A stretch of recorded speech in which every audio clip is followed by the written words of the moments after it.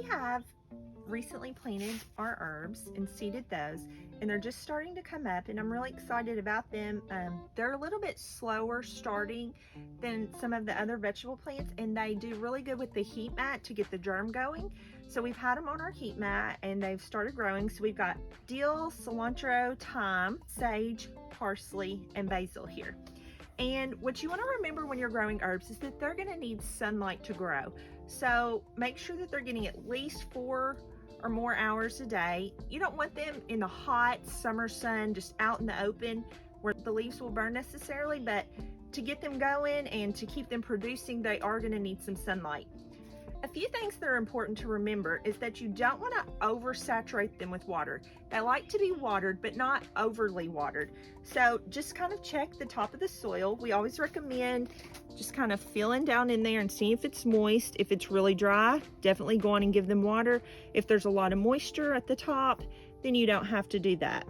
It's always best to let plants cycle down. So water them, then let them dry off a little bit before you water them again. If they're already saturated, don't just keep adding water to them, because then that will cause root rot and other diseases. So one thing that's really important with the herbs is that you keep harvesting them. If you kind of stop harvesting for a while, or you kind of forget about them and then come back to them, then they're not going to produce for you and the flavor's not going to be as good. So when you are harvesting them, certain herbs like to be harvested different ways. So like with the basil, you're just going to pinch below the leaf there,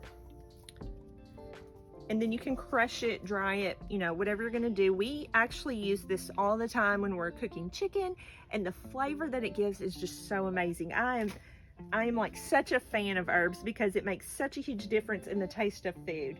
Herbs like this, you're gonna wait till they get a little bigger, get some growth on them, and when there's enough leaf there, you're just gonna snip them off with scissors. It's always best to use scissors. Some of them, you know, you can pinch with your fingers like I just did. Scissors really are always best because it does less damage to the plant. Things like thyme, the same. Once it gets growing, it gets a little bit bigger, you can just snip it off and use it at the base. So snip it at the base and then add it to your food. So when harvesting herbs like cilantro and parsley, you know, they're kind of bunched up leafy plants. You're just going to take scissors, snip them off as they grow. You want them to get some height on them and get a good amount of leaves going before you start cutting them. After that, after they get established and really start taking off, snip them off so that they'll keep producing for you.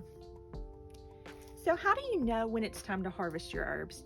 The good thing about them is that they're really easy to harvest, and they're mostly grown for their leaves. You know, that's what we're eating, are the leaves of the plant. And so before they flower, before they start to bolt and start to flower, you want to harvest them. I know with my dill, every year I have a few that I kind of let go, and they go on and start producing seed and flower, and then it's not useful. So while they're still tender, while they're young, and before they begin to flower, go ahead and cut them, and then they'll just keep producing more leaves for you to enjoy throughout the season. Another great thing about growing herbs is that you can actually put them in like a small bowl. We put them in little terracotta planters and set them by windowsills, and they'll produce for you even indoors. They do need to stay warm and they do need plenty of light, but they can grow even in windowsills. They're really versatile. You can grow them in a raised bed, you can grow them in a planter on your patio, like I said, even in a windowsill.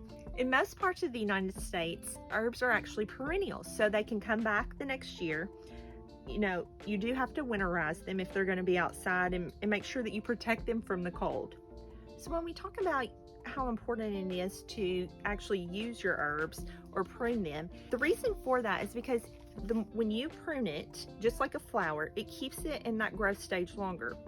So like we prune our petunias in here, and we prune our verbena and other things that we're growing. Well, herbs are just the same.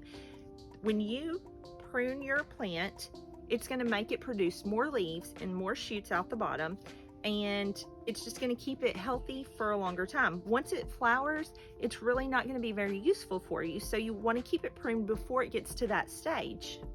One thing that's really important with herbs is that you don't overcrowd them. They need space to grow.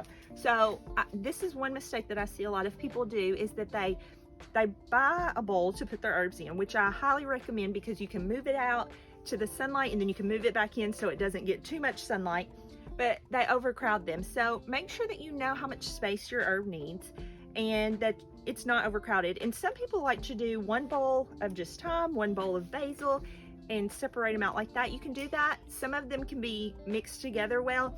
Dill takes over, so if you're growing dill, make sure that you pay attention because it gets really big and takes over, and you're not going to want to plant it next to something that's going to stay small where it shades it out. I suggest making a watering schedule for your herbs so that they have time to dry off during the day. It's always best to water them in the morning, and that gives it plenty of time throughout the day for the roots to soak up that water without evaporating. If you water midday when it's really hot, that water is going to soak right up into the air through evaporation instead of into your roots. With all plants, it is always best to water at the base of the plant. When you're watering from the top, and I tell people this especially with our mums every year, when you water from the top, all that's going to do is allow mildew and disease to form. So be sure to water at the base to keep your leaves, your foliage dry. And that's best with petunias, mums, tomatoes, herbs, lettuces, whatever it is you're growing. It's always better to water at the base. If you have never tried herbs, please give it a try because they're so easy to grow. They're low maintenance. And once you start cooking with them, you're going to just be amazed at the flavors they bring to your food, and your family's going to love it. So give them a try if you haven't. We do have these available if you want to get a head start and don't want to start them from seed. We've done that for you. So check them out. And then if you want to start yours from seed, then let us help you. We'd love to give advice and to just walk along with you as you grow your own garden.